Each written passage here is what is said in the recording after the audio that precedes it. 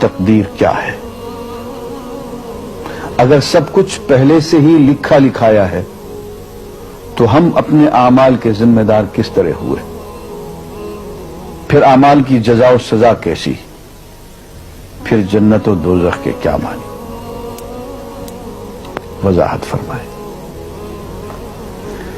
بھئی سچی بات یہ ہے کہ اس سوال نے ایک عرصے تک مجھے بھی ستائے رکھا، اور میں سوچتا رہا کہ اگر واقعی اللہ تعالیٰ نے پہلے سے ہی سب کچھ لکھ دیا ہے کہ میں اتنے بج کر اتنے منٹ میں بیٹھ کے یہاں پہ ایک لیکچر دوں گا، یہ تقریر کروں گا، اتنے بج کر اتنے منٹ میں نماز پڑھوں گا، اتنے بج کے اتنے منٹ میں فلاں کو گالی دوں گا، فلاں کو تھپڑ ماروں گا، یہ پہلے سے ایک میرا شیڈول مرتب ہے اللہ کے ہاں، لکھا لکھایا پروگرام چھپا چھپایا موجود ہے، میرے کا قصور؟ تو لکھنے والے کا قصور ہے؟ بات تو خطرناک ہے نا، بات تو خطرناک ہے نا۔ تقدیر کیا ہے؟ عربی میں اس کے لیے ایک لفظ لکھا جاتا ہے دینی کتابوں میں، علم اللہ السابق، اللہ کا علم جو پہلے سے اسے حاصل ہے۔ اللہ کو معلوم ہے کہ آج میں اتنے بج کر اتنے منٹ پہ اپنی مرضی سے، اپنے ارادے سے، اپنی آزادی فکر اور آزادی عمل پہ، عمل سے کام لیتے ہوئے یہ کام کروں گا۔ اب بھائی کام تو میں اپنی مرضی سے کر رہا ہوں، اپنی آزادی سے، اپنے ارادے سے کر رہا ہوں، لیکن اتنی سی بات تو مانو کہ اللہ تعالیٰ علام الغیوب ہے، علیم بذات الصدور ہے۔ مجھے اپنے بارے میں پتہ نہیں ہے کہ کل 10:10 پہ میں کیا کروں گا، اس کو پتا ہے۔ مجھے اپنے بارے میں پتہ نہیں ہے کہ میں 10 سال کے بعد کہاں ہوں گا، کیا کر رہا ہوں گا، فلاں بج کے فلاں منٹ، اس کو پتا ہے۔ اس کو میرے آزادانہ، خود مختارانہ، فری ول کے ساتھ کیے ہوئے اعمال کا پتہ ہے کہ میں اپنی مرضی سے، اپنے فری ول کے ساتھ، اپنے ارادے سے اتنے بج کر اتنے منٹ پہ کیا کروں گا۔ یہ اس نے اپنے ہاں لکھ رکھا ہے، اس لیے کہ اس کو پوری کائنات کا نظام چلانا ہے۔ اس کا علم جو ہے وہ صحیح ہے، لیکن اس کا علم میرے ارادے سے نہیں ٹکراتا ہے۔ یہ بات میں ایک مثال سے سمجھاؤں گا۔ میرے ساتھ ایک واقعہ پیش ہو گیا، اس دن مجھے تقدیر سمجھ میں آ گئی کہ ہوتی کیا۔ 1971 کی بات ہے کہ یہاں اکاؤنٹنٹ جنرل آفس میں میں ڈپٹی اکاؤنٹنٹ جنرل تھا۔ اس زمانے میں ایک مشہور نجومی تھا شیخ صادق، یہاں قلعہ گزر سنگھ میں رہتا تھا۔ وہ پتہ نہیں بیچارہ زندہ ہے یا فوت ہو گیا۔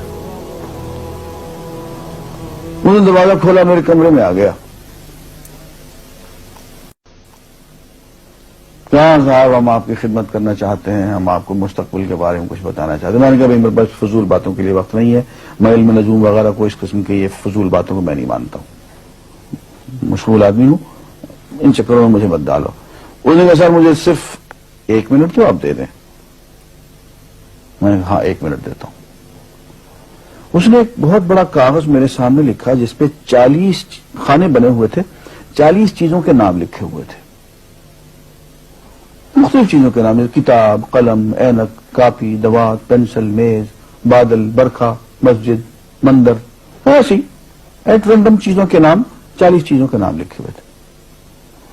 وہ کہنے صاحب آپ ان میں سے کسی ایک چیز پہ انگلی رکھ دیں یا اس کا نام آپ اس کاغذ پہ لکھ دیں۔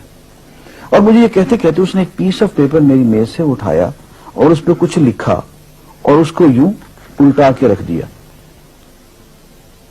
میں نے کہا تم نے یہ کیا کیا؟ کہنے لگے جی میں نے وہ چیز لکھ دی ہے، وہ نام جو ابھی آپ لکھیں گے۔ تو اب میں پریشان ہو گیا۔ تماشا کی بات ہے نا کہ جو چیز میں سوچ سوچ کے اپنے ارادے سے، اپنی مرضی سے ابھی لکھوں گا، اس نے پہلے جو لکھے وہاں رکھ چھوڑ دیے میرے سامنے۔ اب میں سوچ میں پڑ گیا کہ یار وہ چیز لکھوں جو اس نے نہ لکھی ہو، کبھی میں اس کا ارادہ کروں، کبھی اس کا ارادہ کروں، اب تنگ آ کے آخر میں نے کسی ایک چیز کو لکھ دیا کہ میری یہ ہے۔ اس نے جب وہ الٹایا تو وہ وہی چیز نکلی۔ اب پتہ نہیں یہ کیا چکر تھا اس کا، خدا ہی جانے۔ کوئی اس کا علم ہوگا، کوئی فن ہوگا، کوئی تک بازی ہوگی، تک بندی ہوگی کوئی. لیکن اس دن مجھے پتا چلا کہ یار اس کو جو کچھ میں نے لکھا ہے اپنے ارادے سے لکھا ہے، اپنی مرضی سے لکھا ہے، اس سے پابند ہو کے نہیں لکھا. کبھی اس میں انگلی لگاتا تھا، کبھی اس پہ، کبھی اس پہ، آخر چپ کے ایک لکھا میں نے. لیکن اس کمبخت کو پہلے سے پتا تھا کہ میں کیا لکھنے والا ہوں، اور اس نے پہلے سے وہاں لکھ کے رکھا ہوا تھا. میں نے کہا یار ایک محدود علم والا آدمی میرے آئندہ کے اعمال کو اپنے ہاں لکھ کے رکھ سکتا ہے. چن کے وہ عمل میں اپنی مرضی سے کر رہا ہوں، اپنے ارادے سے کر رہا ہوں، کوئی مجبوری نہیں ہے اس میں. لیکن وہ میری مرضی والا عمل، میرے اپنے ارادے سے کیا ہوا عمل، پوری آزادی کے ساتھ کیا ہوا عمل، اس نے پہلے سے اپنے یہاں لکھ کے رکھا ہوا. یار اگر یہ انسان کر سکتا ہے تو رحمان کیوں نہیں کر سکتا؟ اس نے میرے سارے اعمال جو میں آئندہ چل کے کرنے والا ہوں، وہ سارے کے سارے اعمال اس نے اپنے یہاں لکھ کے رکھے ہیں.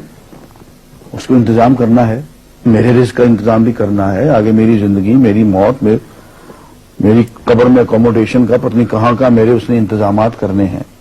تو میرے بارے میں اس نے سارا کا ڈیٹا کلیکٹ کر کے رکھا ہوا ہے اپنی انفارمیشن کے لیے کہ یہ اپنی مرضی سے کیا کیا کچھ کرے گا. تو اس کے لکھے ہوئے ہونے سے میری مرضی ختم نہیں ہوتی، میری ذمہ داری ختم نہیں ہوتی، میرا ارادہ، میری فری ول ختم نہیں ہوتی. یہی وجہ ہے کہ ہم جو اعمال کرتے ہیں اس میں سے اللہ تعالیٰ اس کی کچھ ذمہ داری ہم پہ ضرور ہوتی ہے. کچھ کام اللہ تعالیٰ کا ایک نظام ہے، اس میں شاید ہماری ذمہ داری نہ ہو، وہاں جبر ہو. لیکن کچھ اعمال ایسے ہیں جن میں خالصتاً ہمیں آزادی حاصل ہے، ہمیں اختیار حاصل ہے، ہم ان کے ذمہ دار ہیں، ہمیں ان پہ جزا ملے گی، ہمیں ان پہ سزا ملے گی، اللہ تعالیٰ بچائے. اور جزا ملے گی تو جنت ہوگی، سزا ملے گی تو دوزخ ہوگی. لیکن آزادی عمل اور ارادہ ضرور ہے. یہ الگ بات ہے کہ اللہ تعالیٰ کو پہلے سے ہی معلوم ہے کہ ہم اپنے ارادے سے اور اپنی آزادی اور اپنی مرضی سے ہم آج اور کل اور پرسوں اور سال بھر کے بعد اور 10-20 سال کے بعد ہم کیا کیا کریں گے اس کے ہاں لکھا ہوا ہے. وَعِندَهُ عِلْمُ الْكِتَابِ، اس کے ہاں سب کچھ لکھا ہوا ہے. لیکن ہم جو کرتے ہیں اپنے ارادے سے کرتے ہیں اور اس کے ذمہ دار ہیں. وآخر دعوانا الحمدللہ رب العالمین.